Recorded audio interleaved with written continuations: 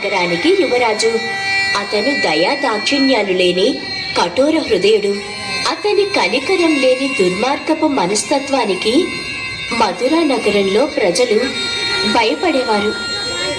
అతనికి తన పినతండ్రి కూతురు దేవకి అంటే వల్లమాలిన అభిమానం మరియు ప్రేమ.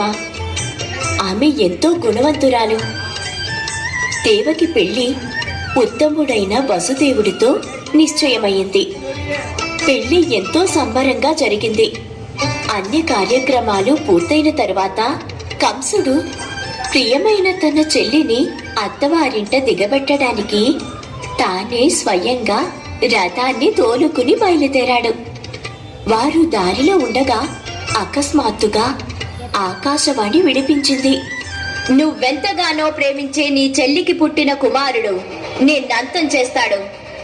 దేవకికి పుట్టే 8వ సంతానం చేత నువ్వు హతమవుతావు. తనని చంపేస్తే అప్పుడు ఆ సంతానమే ఉండదు కదా. అన్నయ్య, నన్నేమి చెయ్యకన్నయ్య. నేను నీ ప్రియమైన సోదరిని కదా. అన్నయ్య, దయచేసి నన్ను ఏమీ చెయ్యొద్దు. కంస, నువ్వు చేస్తున్న తప్పేమిటో నీకు అర్థమవుతుందా? తన పెళ్లి రోజునే నీ సోదరిని చంపటం ఎంత మాత్రం న్యాయం కాదు. మేం మాకు పుట్టిన ప్రతి సంతానాన్ని నీకు అప్పచెబుతామని మాటిస్తున్నాను. దయచేసి నన్ను నమ్ము.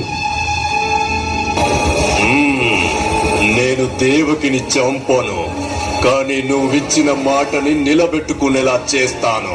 కంసుడు రథాన్ని వెనక్కి తిప్పి మధురకి పోనిచ్చాడు. మధుర చేరుకున్నాక దేవకిని వసుదేవుణ్ణి కారాగారంలో బంధించాడు. ఒకరోజు కంసుడు తన మందిరంలో ఉండగా దేవకి ఒక బిడ్డకి జన్మనిచ్చింది అనే వార్త తెలిసింది. కంసుడు వెంటనే కారాగారానికి వెళ్ళాడు. కంసుడు దేవకి చేతిలో నుంచి బిడ్డని బలవంతంగా లాక్కుని తలకిందులుగా పట్టుకుని నేలకేసి కొట్టాడు.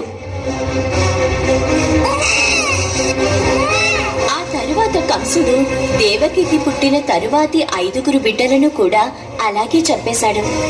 కొద్ది కాలం తరువాత దేవకి తన 7వ బిడ్డతో గర్భిణి అయ్యింది. 7వ బిడ్డ మహిమతో దేవకి గర్భంలో నుండి గోకులంలో ఉండే వసుదేవుడి 2వ భార్య గర్భంలోనికి వెళ్ళాడు. తరువాత ఈ బిడ్డ బలరాముడు అనే పేరుతో పెద్దవాడయ్యాడు. దేవకి 8వ బిడ్డతో గర్భం దాల్చింది. అకస్మాత్తుగా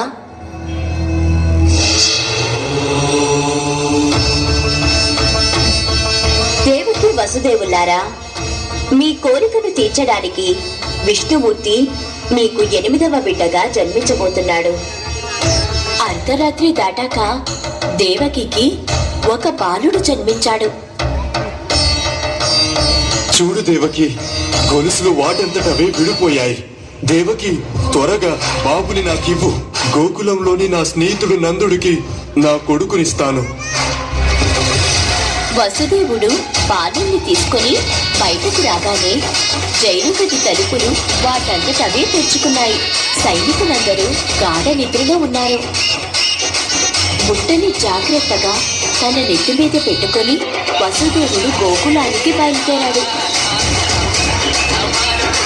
వైకుంఠంలోని విష్ణువు ఆసనం ఆదిశేషుడు వసుదేవుడి వెనుకగా వస్తూ అతన్ని అనుసరించాడు.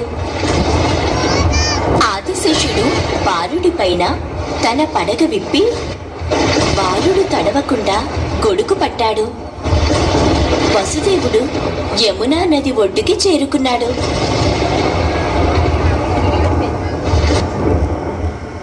అతను ఆశ్చర్యపోయేలా నది 2గా వేరయ్యి వసుదేవుడికి దారిచ్చింది. వసుదేవుడు గోకులానికి చేరుకున్నాడు. అప్పటికే నందగోపాలుడి భార్య యశోద ఒక ఆడబిడ్డని ప్రసవించింది. వసుదేవుడు బాలుణ్ణి యశోద పక్కన ఉంచి పాపను తనతో పాటు తీసుకుని వెళ్ళాడు.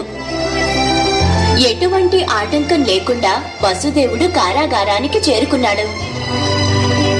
కారాగారానికి చేరుకోగానే కారాగారం తలుపులు వాటికవే మూసుకున్నాయి. సైనికులు నిద్ర నుంచి లేవగానే వారికి పాప కేరింతలు వినిపించాయి.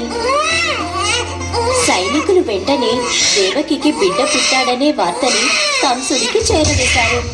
ప్రభు, దేవకికి 7వ బిడ్డ జన్మించాడు. దేవకి, ఆ బిడ్డని నాకివ్వు.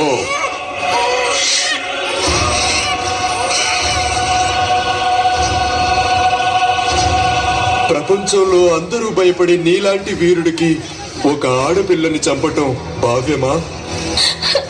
నేనివ్వను అన్నయ్య, నేనివ్వనన్నయ్య, నేనివ్వను.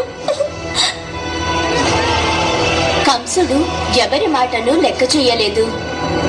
అప్పుడు పాప కంసుడి చేతిలో నుంచి బయటకొచ్చి గాలిలో పైకి లేచింది. తను దుర్గామాతగా మారిపోయింది. ఓరి కంసుడా, ఒక నిస్సహాయురాలైన బాలికను చంపబోయి నువ్వే నీ విలువను తగ్గించుకున్నావు. నిన్ను చంపేవాడు దేవకికి అర్ధరాత్రే పుట్టేశాడు. ఇప్పుడు గోకులంలో సురక్షితంగా ఉన్నాడు. సమయం వచ్చినప్పుడు నిన్ను వెతుకుతూ వచ్చి నీ పాపాలకు తగిన శిక్ష ఖచ్చితంగా విధిస్తాడు.